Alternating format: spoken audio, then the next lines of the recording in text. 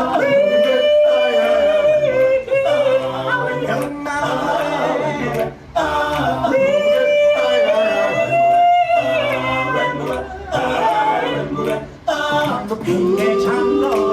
you agree with the sentiments being expressed there by the Surgeon General that our Commander-in-Chief, President Cyril Ramaphosa, is essentially presiding over a Mickey Mouse defense force that has been created by politicians? Who's the Lieutenant General? It's saying something different. We can't have the army talk to us speaking in folk tongues in a country where people are depressed. There's high unemployment, people are anxious, hysteric, and somebody who's supposed to defend us and protect us is saying something different.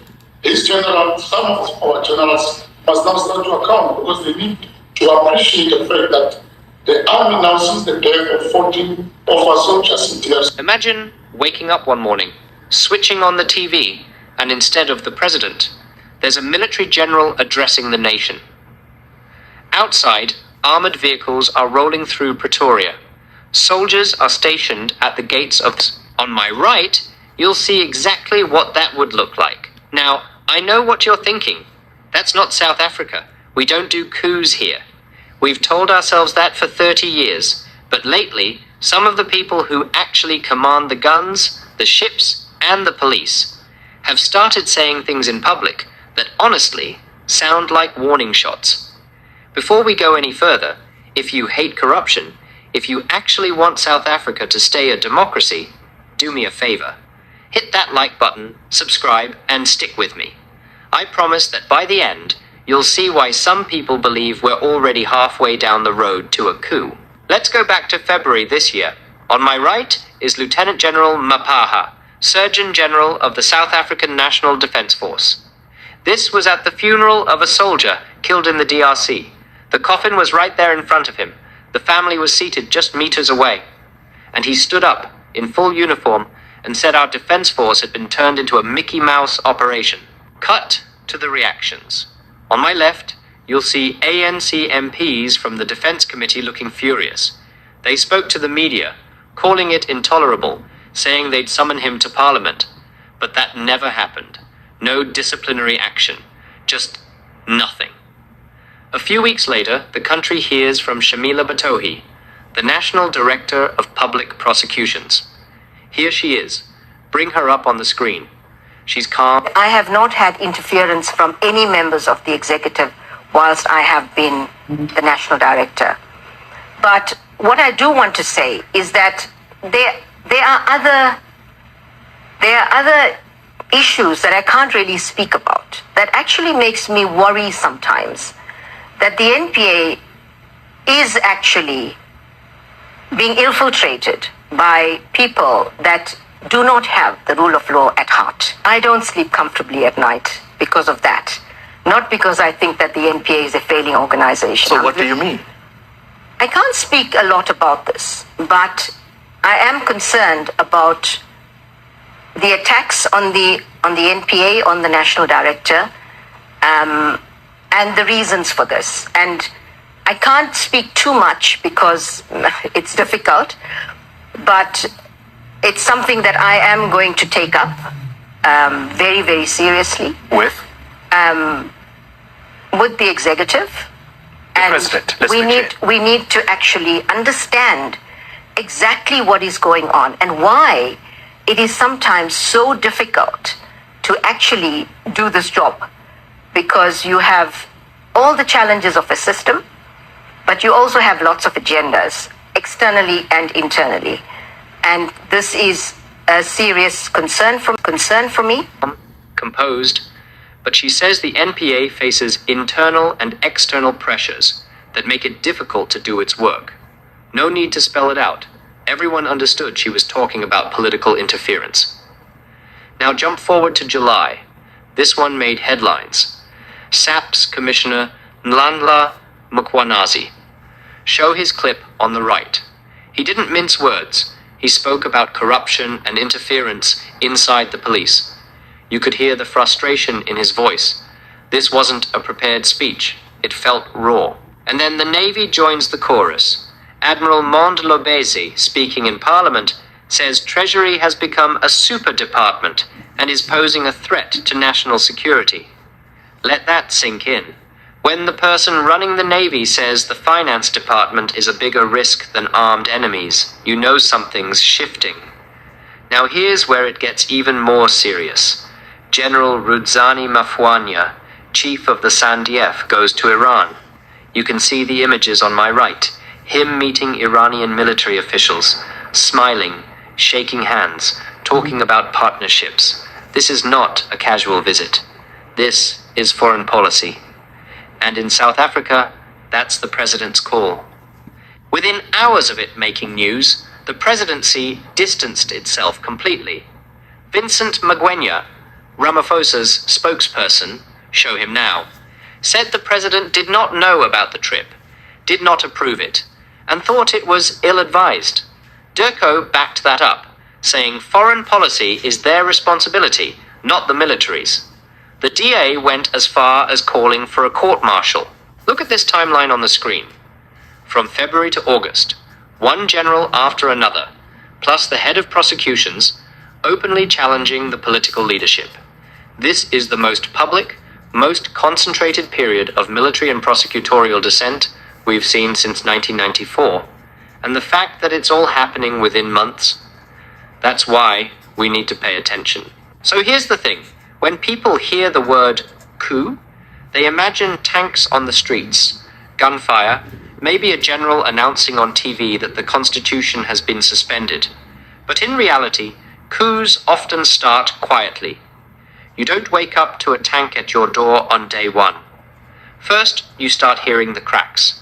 On my right, let's bring up a few headlines from the past 6 months. Each one of these is a different branch of our security forces saying, "We've lost faith in political leadership." When you see it all together like this, it's hard to believe it's just a coincidence. I want you to think about something. In a stable democracy, military leaders don't go to the media to air grievances. They don't call their own government a Mickey Mouse operation. They don't openly question whether the finance department is a threat to national security. And they certainly don't fly to a foreign military power, especially one that's sanctioned and controversial, without the president's permission. Now, look to my left. This is a clip of Vincent Magwenya saying President Ramaphosa did not know and did not approve General Mafwanya's trip to Iran. If you've worked in government, you know how big a statement that is. It's basically the presidency saying, this general acted alone. That's a dangerous sentence in any political climate. Let's bring up a map for a second. Here's Iran, here's South Africa, and here's the geopolitical reality. When a South African general goes there, it's not about tourism. Iran is a military and political player with its own tensions against the West. That trip sends a message, whether we like it or not. And when your own president says he didn't sanction it, it sends another message entirely, one about cracks inside your chain of command. Now, why does that matter for us? Because in most countries where coups have happened, the tipping point wasn't an armed takeover. It was a breakdown in trust between political leadership and the top brass of the military. And once that trust is gone, it only takes the right crisis to push things over the edge. Pause here and bring up the timeline again. This time, highlight the cluster of events from February to August. Think of it like this. Each public statement by a general is a brick being pulled out from the foundation of the relationship between the army and the state. You can only pull so many bricks before the whole wall becomes unstable. And let's be real, ordinary South Africans aren't paying enough attention to this. People are worried about load shedding, about jobs, about crime. But if you're a political analyst, or even just someone who studies history, you know that moments like this are exactly when the political center can collapse. All right, let's zoom out for a moment. On my right, I'm going to bring up a quick montage of African countries that have gone through coups in just the past few years. Mali, Burkina Faso, Niger, Gabon. Each one thought it couldn't happen there, until it did. Now, look closely at the pattern. First, there's a slow build-up of public frustration, corruption scandals, service delivery failures, political infighting. Then, the security forces start making unusual statements, not direct threats, but things that signal a loss of faith in the politicians. And then, one morning, something happens. A protest turns violent, a national crisis breaks out, and the army steps in to restore order. On my left, I'll put a side-by-side of a Mali timeline from 2020 and our South African timeline from 2024 to 2025. You'll notice something unsettling. They don't look that different. In Mali, generals began giving speeches about saving the nation months before the coup. Here, our generals are talking about a Mickey Mouse defense force, infiltration of the NPA, and treasury being a threat to national security. Let's pause here and bring up an image of General Rudzani Mafwanya, the SANDF chief, next to the Iran flag. Whether you see that as a diplomatic outreach or a rogue move, it still becomes a signal. And when the presidency has to publicly distance itself, like Vincent Magwenya did, it adds fuel to speculation that not everyone in uniform is marching in step with the president. This is where the political temperature really starts to matter.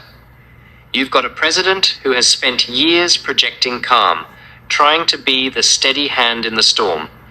But calm only works if the people under you actually respect your authority. The moment generals start making statements that sound more like political critiques than military updates, that authority begins to fray. Think about the Mapwanya Iran episode. The trip itself might not have been the end of the world, but the reaction to it is where the real story lies. Within hours, the presidency says the trip was ill-advised and that the president did not know and did not approve it. That's not just damage control. That's a signal to the entire security establishment and the public that there's daylight between the commander-in-chief and the chief of the defense force. If you freeze frame that moment in your mind, it's a public split. One of the most powerful military figures in the country makes a move that the head of state says he didn't authorize. The DA calls for a court-martial. Durko reminds everyone that foreign policy is their turf. Defense promises to engage with the general when he gets back. What you're looking at is not just a headline, it's a picture of a leadership structure that's starting to look messy. Now, let's be clear. Messy politics isn't automatically a coup risk. But when the mess involves the people who control armed forces, the stakes are much higher. And it's not just this one event. This comes on top of months where senior military, navy, and prosecution officials have been speaking out publicly about the failures of the state. What's interesting is how quickly this pattern is becoming normalized. 6 months ago, a general making a statement like this would have been a rare shock. Now, it feels like every few weeks another senior figure in uniform is stepping up to the mic and making a political point. It started with the Surgeon General at that funeral in February. Then came the head of the NPA, then Mkwenazi, then the Navy Chief, and now the Defense Force Commander with an international twist. If you line them up on a timeline, it looks less like a coincidence and more like a sequence. That's the kind of visual I'd put up here. Photo after photo, date after date, all inside a 6-month window. It drives home that this isn't random noise. The more this happens, the more it chips away at the unwritten rule that the armed forces should stay out of political battles. That rule isn't written in stone, but it's one of the guardrails that keeps a democracy steady. When those guardrails start coming loose, people notice. And it's not just political analysts. Ordinary people on social media are starting to connect dots. You see posts asking, is the army sending a message? You see hashtags about military leadership trending. That's how a narrative starts forming. And once a narrative starts, especially one that says the military has the moral high ground over politicians, it's very hard to control. The public begins to see generals as truth-tellers and politicians as the problem. That's the opposite of what the Constitution sets out, but perception often beats policy in moments of crisis. The danger here is that you don't need tanks on the streets to shift the balance of power. Sometimes all it takes is a steady drumbeat of public statements, each one a little bolder than the last, until the idea of the military taking a bigger role doesn't sound so far-fetched anymore. Family, we are back again. This is Zebra Family Channel, and family, let's talk about this video. This video is an eye-opener that our country is in crossroads as we are today, and what is going on in the country. We can see that the number one of the country is not leading the country. I think his resignation that he gave during the time of Palapala, that was stopped by those who were pulling string from behind him. He was never able to submit that resignation for the Palapala saga. But as for now, family, we are really in big problem. We cannot have the chief of the soldiers in our country, the defense force, the line of defense of our country, which is chief of the SANDF, going outside the country without the knowledge of the president. Who is he representing? Why is he out? And what is the reason behind that?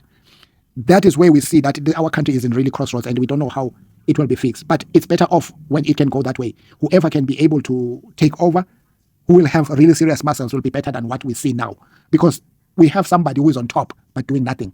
But what he is, the only thing that he is good in doing is these small committees that he always bring up when there are problems. After the ANC members steal from the public purse, then he will bring all these kind of committees to investigate and do whatever. That is the wrong thing that this person is doing in our country, and he is not doing any good, because we have not seen any fruits of those results of those committees that he's always bringing up to come up and investigate. So we all have no trust. So we have got a broken country, a country of thieves. They took power. We thought our life we are going to change, but aibo. This president has done something that none of the presidents who have been president before him in this country have been weak as he is weak. He is a disgrace in our country, and there's no way we can put it and mold it and say, we think that a president who can seal documents, CR17 documents, using the same MPA, the courts, the rule of law is not working in the country, because the number one president of the country is the one who is a serious problem, the biggest thief. Because I remember in the Zondo Commission, he once brought it up and say, he was talking about corruption number one is the ANC. He stated out loud. So now we've got a cabal that is running the country, pulling the strings from who has infiltrated our justice system. You don't even understand what is really going on in this country. We are really at crossroads. We need help. We need a political party that can be brave and take a stand and do something. But us as voters, we are the biggest problem, to be honest. We are the biggest problem. We keep on putting the thieves back into power. We keep on voting people who are doing nothing for us. They keep on thieving every time they loot the public purse. How can we have a country, or how can we have a country that runs in a proper way when we keep voting the wrong people into office? Because it means we don't like change ourselves. We should be blaming ourselves. Now the country is in crossroads. We see people doing as they wish. This is what Mkhwanazi has alluded to.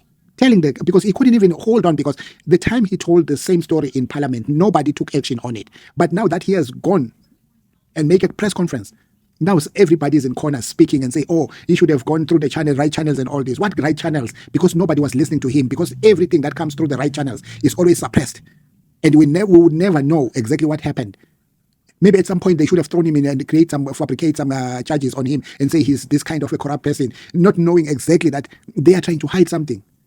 So what Ndlam Mkhwanazi did, we should be clapping hands for him. Give him a round of applause at some point, because this guy has changed South Africa. South Africa will never be the same again, because what he has exposed in our country, it is really, really, really, really important for the South African to see that the people who are leading our country are the corruptest people, the top brass. So Vincent Makwenya coming out as a spokesperson for the president and say he doesn't know about the chief of SANDF, that he is in Iran. What signal is that sending to the South Africans? How many governments do we have in our country now? Really, we are serious in a problem. I just want to give a shout out to this Mapono, the one who brought up this story. He has analyzed everything, and it was clear to even a layperson to listen to this thing, because he made us to understand step by step.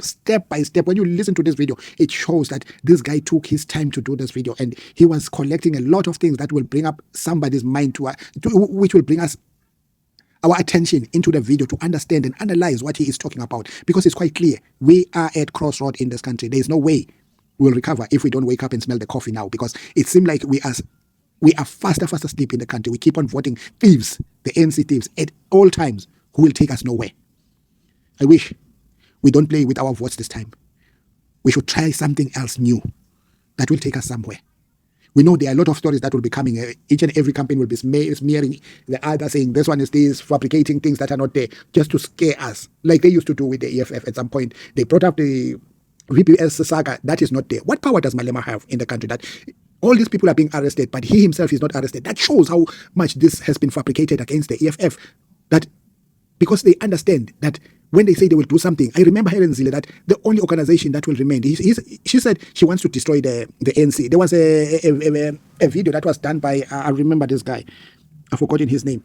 He went to visit Helen Zille, and Helen Zille said it out loud that the only organization that he understand what it stands for was the EFF. And he said the ANC, they don't know what they're doing. It is true. We can see what is happening in the country now. It's a proof of what she has been saying all this time. What do you think, family? Are we about to experience a coup in the country? It's possible. Because what we see now and what we have heard in this video, and this video is lined in a way that he brings the evidence after evidence after evidence, is showing step by step how this thing happens in other countries until the coup happens. We will be blindfolded like we don't see where we are going, because some will say there's nothing like that will ever happen and all that. But even those countries, they never believed that there will be a coup in those countries.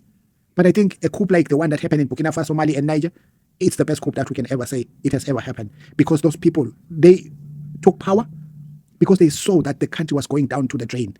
And today, when we look at those countries, they are prospering. Those people who decided to take power by force are working for the people. And the people on the ground, they are enjoying and they are really celebrating what these people are doing, those leaders are doing now in Burkina Faso, Mali, and Niger. They're doing a wonderful job. It's all about the people. They've locked their mineral resources, and their mineral resources are benefiting the citizens of the country. Not what we see in our country. Everything is being shipped to the seaport, whereby everything is, there's one thing people, they don't understand. When these products, these minerals that are being shipped out, it's not the minerals that they are shipping. They are shipping out the jobs. South Africans have got no jobs. Because these minerals are creating jobs for other people outside the country where these minerals are going. Those are the things our people do not understand. They see trucks moving up and down to the seaport, going to dump in the ship, whatever minerals that is going out. But that raw material, that is not processed in the country. It comes back and very expensive. And we buy it very expensive when it comes back because already it's been processed outside. So you get the finished product and resell to you as a what is that? Family, please drop your comment. Don't forget to like, share, and subscribe. Let us make South Africa great again, because there's nothing we can do. What I think is the best that we can do is making our vote count and vote out people who are stealing in our purse. Bravo, bravo.